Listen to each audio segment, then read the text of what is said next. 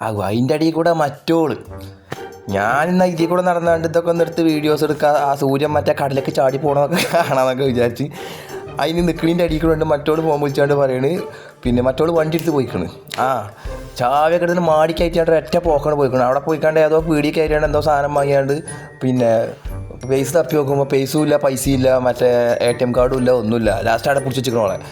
ഏതായാലും ഓരോരോ വണ്ടിയും വലകളും നോക്കിയാണ് ഇപ്പം നിങ്ങൾ. ഏതായാലും ഇപ്പം ഞാൻ കൊണ്ടേ കൊടുക്കണം. അപ്പോൾ ആ പോക്കാണ് ഇപ്പം ഈ കാണുന്നത്. ഓള് കുറച്ചാണ് ദൂരത്ത്, ഇവിടുന്ന് ഒരു 5 കിലോമീറ്റർ 6 കിലോമീറ്ററൊക്കെ പോകണം. ഏതായാലും വണ്ടിയൊക്കെ എടുത്ത് മറ്റോ പരമായി വീട് വണ്ടി സകുന്നെല്ലാം കൊണ്ടുവരാൻ പറഞ്ഞില്ലേ മറ്റേ മാന്നാർമത്തായിൽ അന്ന മാതിരി പോവുകയാണ് ഞങ്ങൾ പൈസ കൊണ്ടേ കൊടുക്കാൻ വേണ്ടിയാണ്ട്. അപ്പോൾ മുന്നത്തെ 2 ബംഗാളികളാണ്. ഓല് ഭയങ്കര ചർച്ച മുന്നിൽ. ഞാൻ ബാക്കിൽ ഇരുന്നാണ്ട് ഇങ്ങനെ വീഡിയോ പിടിച്ചാണ്. ഓല് പറയണക്കാണ് കേട്ടാ തോന്നും. അല്ലാ എന്താ കാട്ട്, ഇതെല്ലാം കേൾക്കാനും കാണാനും ഞാൻ മാത്രം. അത് അങ്ങോട്ട് നോക്കൂ, അതൊരു ഹോസ്പിറ്റലാണെന്ന് തോന്നുന്നു കേട്ടോ. ഹോസ്പിറ്റലോ എണ്ണപ്പാടോ എന്തൊക്കെയാണാവോ. ഏതായാലും കുറേ ഇങ്ങോട്ട് പോതിയിട്ട് ശേഷം മരുഭൂമിയിൽ അങ്ങിങ്ങായി നിൽക്കുന്ന ഇതുപോലത്തെ കുറച്ച് ബിൽഡിങ്ങുകളൊക്കെ കാണാണ്ട്. ഡ്രൈവർ ഇങ്ങനെ വിടന്നെ 100 120 ഒരു രക്ഷയില്ലാത്ത വിടലേനി. ഈ ജാതി ഇപ്പോൾ ഓരോല്ലൊക്കെ വല്ല ടയർ പഞ്ചറാകിയ എണ്ണ കഴിഞ്ഞ് കുടുങ്ങിയ എന്തെങ്കിലുമൊക്കെ ഒന്ന് ആയാലൊരു ഹതാപം എന്തൊക്കെയാണ്. ഞാൻ അതിങ്ങനെ ആലോചിച്ചു ദേശീയ പോക്ക് പോകുമ്പോൾ ഇത് വിട്ടിട്ടോണ്ട് എത്തണില്ലാന്ന്. മറ്റോള് എവിടെ തീ ചോദിച്ച് വിളിച്ചിട്ടുണ്ട്. അതിൻ്റെ അടിയിലുണ്ട് മറ്റോൻ്റെ കഫീൽ വിളിച്ചിട്ടുണ്ട്. ഇജ്ജെങ്ങട്ടാ പോയത്, ആരപ്പാ പോയത്, എന്തിനാ പോയത്?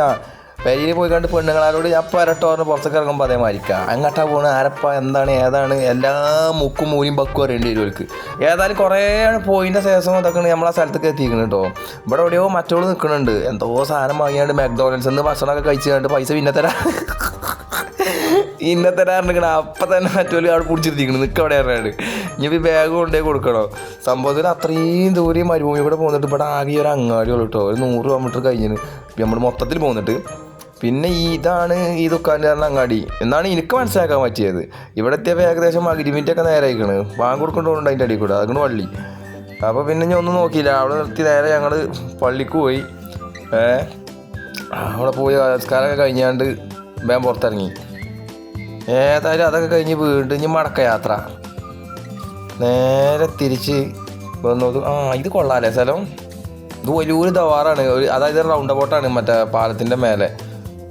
ആ തലക്കെ കൂടെ കാണുന്ന ലൈറ്റുകളൊക്കെ ഉണ്ടല്ലോ. അത് വിചാരിച്ചപ്പോൾ നിങ്ങൾ വിചാരിച്ചു അത് എന്തോ അവിടെ വീടുകളുണ്ട്, അവിടെ എന്തൊക്കെ സംഗതികൾ. അതൊന്നും അല്ലാതെ എന്തോ എണ്ണ നമ്മൾ പെട്രോളൊക്കെ ഉണ്ടാക്കൂലേ, അങ്ങനത്തെ എന്തൊക്കെയൊക്കെയോ മേഖലകൾ ഒക്കെ ഉണ്ട് ഈ വഴിക്ക്. പിന്നെ അതിൻ്റെ കാര്യങ്ങളൊക്കെയാണ് ആ കാണുന്നത്. ഏതായാലും ഞങ്ങളാൾ മനസ്സിലില്ലാത്ത ആ മറ്റേ റോട്ട് നമുക്ക് പിന്നെ എത്തിക്കുന്നത്. ആ തലക്കെ കാണുന്ന ലൈറ്റും കാര്യങ്ങൾ അവിടെ ഏതോ അതേപോലെ ഒരു റിസോർട്ട് പോലത്തെ സാധനം ഉണ്ട്. അതിൻ്റെ മതിലാണ് ഇപ്പോൾ ആ കാണുന്നത്. ആകെ ലൈറ്റ് വല്ല മണിയറിയിക്കും നോക്കിയാൽ മാതിരി. ഏതായാലും കുറച്ച് നേരത്തിന് ശേഷം നേരെ റൂമിക്ക് അവിടെ വീണ്ടപ്പോൾ ഇതിൻ്റെ രാത്രിക്കത്തെ പഠിച്ചോനെ ഈ മുളക് പിന്നെയും വന്നല്ലോ. മുളക് കൊണ്ട് തല്ല്. ഏതായാലും രാത്രി പിന്നെ ബിരിയാണി മാരിക്കത്തെ പിന്നെ റൈസും അതുപോലെ തന്നെ ചിക്കൻ കറി വണ്ടികൾക്ക് അത് കുബൂസ് ഒക്കെ ഉണ്ടേനി.